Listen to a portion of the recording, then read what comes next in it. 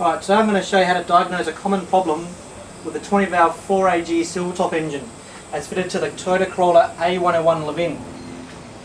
These engines are common for engine swaps, so they are a popular engine, so we'll show you how to do a quick diagnostic. What happens is the intake pulley here, used for the VVT system, often wears on the gears inside when it gets old. It sounds like a diesel engine at idle, just rattling away. But when the VVT activates, the rattling goes away because it all tightens up. This pulley here is aftermarket. On a stock engine it will look different, but that means nothing for what we're doing today. Alright, the VVT system, variable valve timing, is activated by this solenoid here. On the 20 valve silvertop, it only activates on the intake cam. So what we're going to do is we're going to activate this manually by unplugging this wire and then hooking up to the battery over here while the engine's running at idle. When we do that, if the noise from the pulley goes away, we know that's a problem. If not, it's something else in the top of the engine which needs further investigation. Alright, I've hooked up some wires from the battery here. My alligator clips weren't quite long enough, so I've just joined them with some scrap wire. Coming over to here, ready to hook up to our solenoid down there. I'm going to start the engine and then we'll see what we can find out.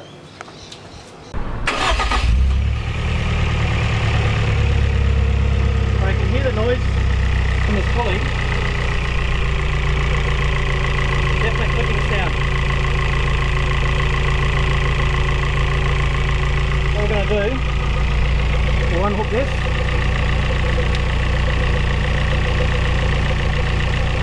We'll hook up our wires. I'll see what happens. You can hear how the clicking goes away. The engine gets a bit bumpy because the cam changing is really only meant to be done at high revs for a smooth idle.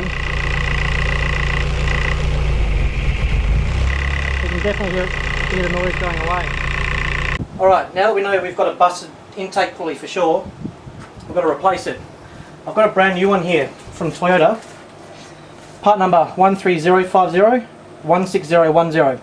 This is a silver top pulley. You can't actually swap the black top and the silver top pulleys over because I've got a different index on the inside for the cam. You can see inside the little indexes at the top and bottom. On the black top they're rotated around. These things are actually pretty expensive. Toyota Australia wanted $750 trade price just for that one pulley. It's pretty expensive for a pulley.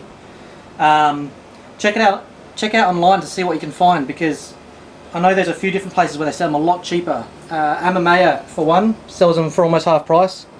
I got this one from Mann Racing Products in New Zealand. He's got a website. I bought a lot of performance parts for this car from him. Really good service and really good pricing. This one was around half price of the Toyota pricing. Because of the design of front wheel drive cars, it's going to be a bit of stuff around to get in here.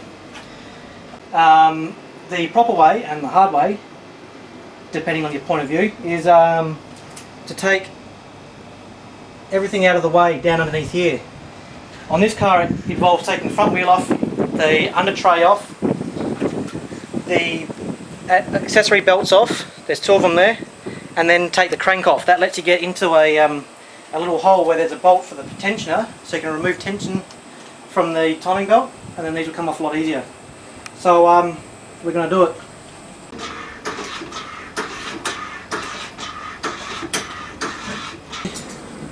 First things first, whenever you jack up a car, you've got to use axle stands. You don't want the thing collapsing on you and killing you.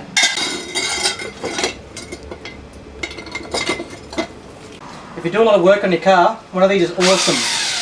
An electric rail gun and a torque bar for doing the nuts up not too tight.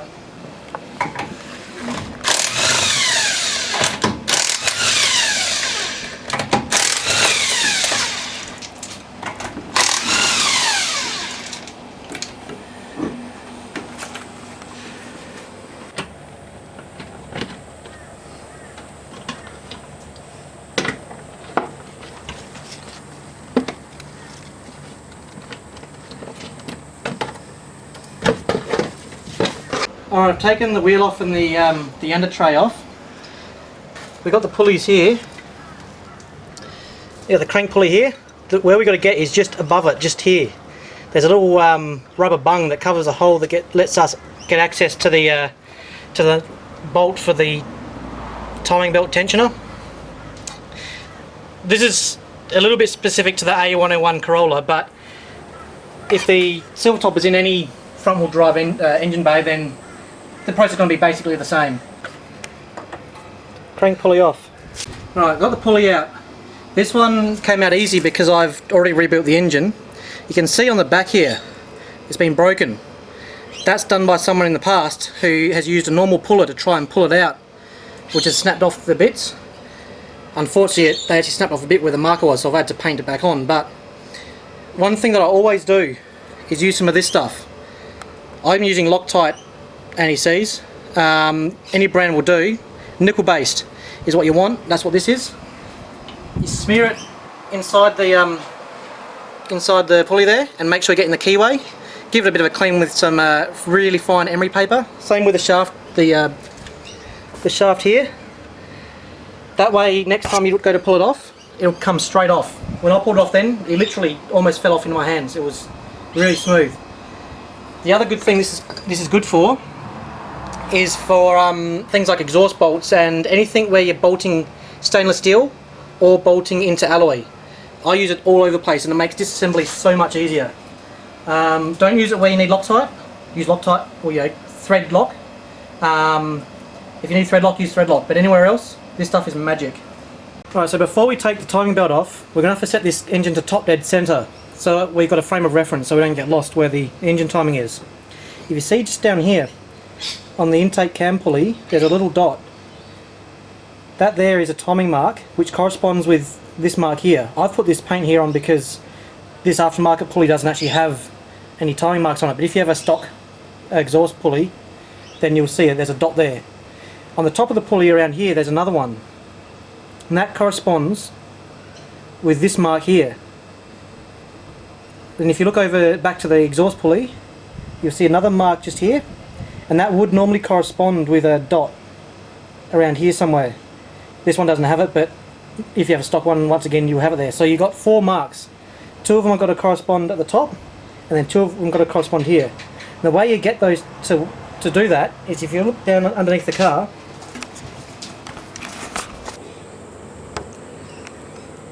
if you have a look up here, you can see there's a tiny little dot just above the pulley, just where my finger is, on the aluminium housing there.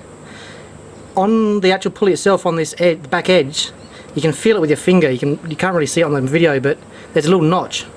If you turn, what you do is you put once you've got your pulley off, you put your nut back in, or your bolt back in, and then you use your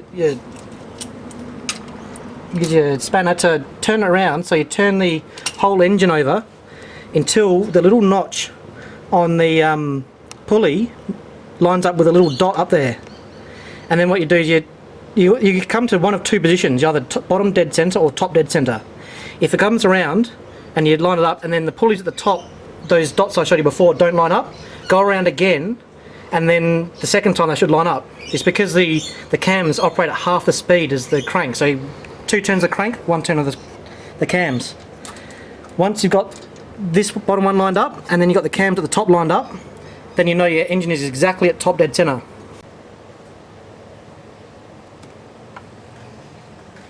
Pro tip: never pump one of these when it's been in the sun for a while. It goes paint goes everywhere. Alright, I'm going to show you where we access the tensioner for the timing belt. If you look up underneath here, you'll see a rubber bung. If we take that out, I can't get my finger under it. You can see the nut there, or the bolt. If we loosen that off, it's going to allow us to loosen off the timing belt. Another quick tip: this here, when you're under here, get a paint pen and colour up all the numbers for your timing marks. When you go to time the engine in the future, it makes it a lot easier to see. While you got a part, you may as well give it a bit of colour. Now that we've loosened it off, you can see how loose the timing belt is. You see there, it's really loose, which is good. It means we can take this pulley off easily. Alright, now we've got it all lined up, and the tensioner is loosened off, we can take the belt off. You just carefully slide it off. Done. Now, as long as you don't move any pulleys, when that slides back on, it'll all be perfectly timed. Just remember, before you take the belt off, undo this, just crack that nut slightly so you can just undo it without accidentally turning this pulley. Once you've done that, it's just a matter of taking it out. If it's old, it may be a little bit stiff to get off. You can just carefully, really carefully get some big screwdrivers behind it just to crack the seal and then pull it out. Now what you want to do is when you put it back in, that seal has got to be lubricated on the new pulley, just here, on that surface. You can see that one's pretty worn. So before you put it in, bit of engine oil around there, bit of engine oil on the inside so that we don't damage that O-ring, and then slide it back together.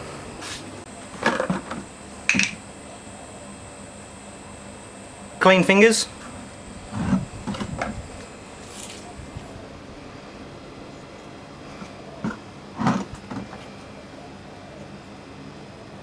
Lots of oil. Now we're going to put the new one back on.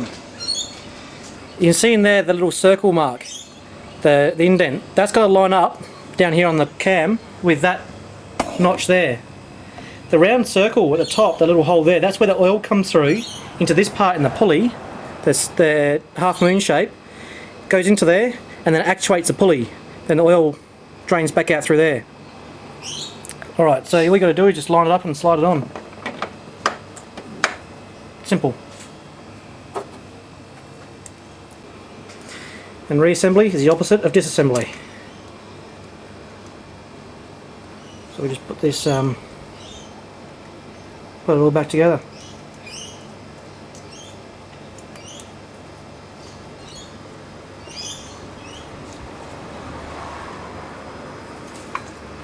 Now when you put the cam belt on, the tensioner is on that side, this down here. So make sure it's hooked on the bottom pulley, the crank pulley, and then pull some tension on the exhaust side because that's where there's no adjustment. Wrap it around and it won't quite fit. So if you reach under the car, you can actually push the tensioner to get a bit of slack, and then we'll slide straight back on.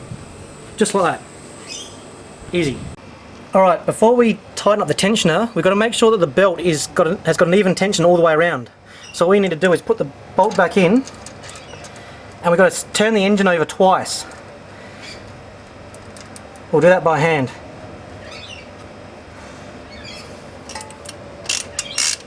Now you only ever rotate the engine in the direction that it normally rotates. In this case, it's clockwise, because it spins that way, that's the way the wheels go. If you turn it backwards, you can do nasty things with the rings and whatnot, and the bearings.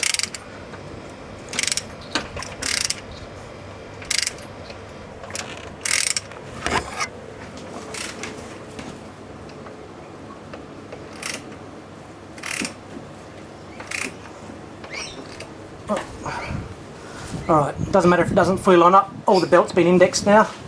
So now the belt is nice and tight all the way around, and we can tighten up the tensioner. You can see just here, that pulley just right there, that's the tensioner. That's what we loosened off at the start with the rubber bung. So that's what we're tightening up now. 10mm bolt.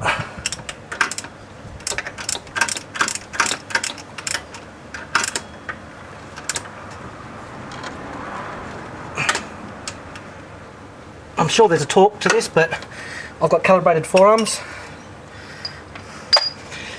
Tensioned.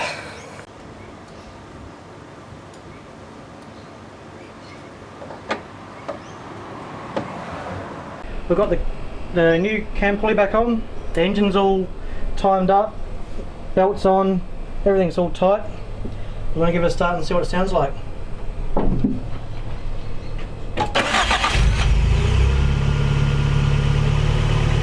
No noises, that's good.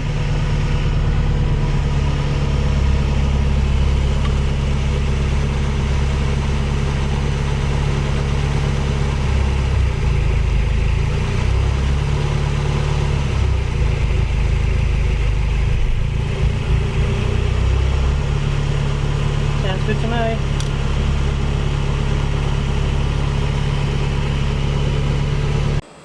And we're done.